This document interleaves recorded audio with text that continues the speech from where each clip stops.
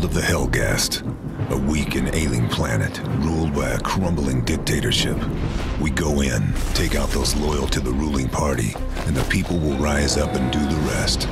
We'll be home in no time, and the Helghast will threaten us no more. At least that's what they tell us.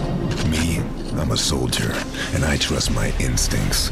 And my instincts are telling me something's not right. Guess we'll find out soon enough.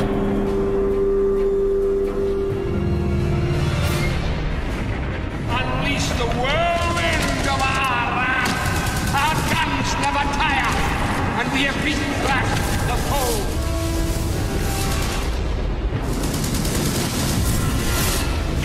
So we had this idea of a massive planetary invasion, and in Killzone 2 it's actually the first time that we're taking the war to the home planet of the Helghast. You're outgunned, you're outnumbered, and the notion is that you never quite feel safe. In Killzone 2, the theater of war and the feeling of war is really all around you.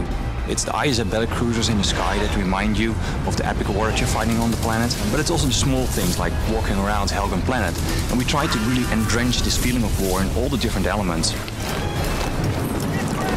Immersion for Killzone 2 is really important for us. So we removed all the distractions, such as the HUD, for example, which always sits in between the player and the actual world. We wanted to make the player feel vulnerable, so we have a lot of things going on that make him feel that he's really there.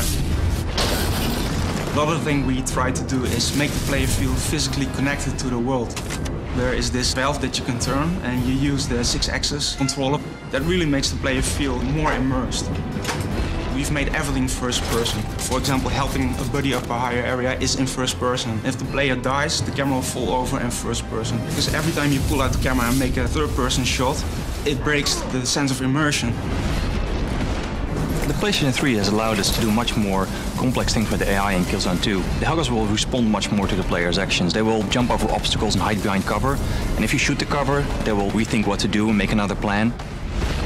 The hit response system in Killzone 2 has become one of the most important mechanics in the game. And to make that as realistic as possible, we spent a lot of time on making this system really work well. Whenever the player fires at an enemy in a certain situation, he will see a different response, which really adds to the variety of the game. We've invested a lot of time in our animation systems to get a good blend between physics-driven animations combined with mocap and hand animated. And by doing that, we got this kind of really nice blend of viscerality to the characters, where basically if you shoot them, everything kind of moves realistically, and we put a lot of effort in that because it's so important. Every hit in our game has got to create a very dramatic impact. You see that in the environments through loads of destructibility, but also on the characters. There's a lot of variety in how your enemies react to your bullets, and that, to us, creates a very unique and innovative gameplay experience.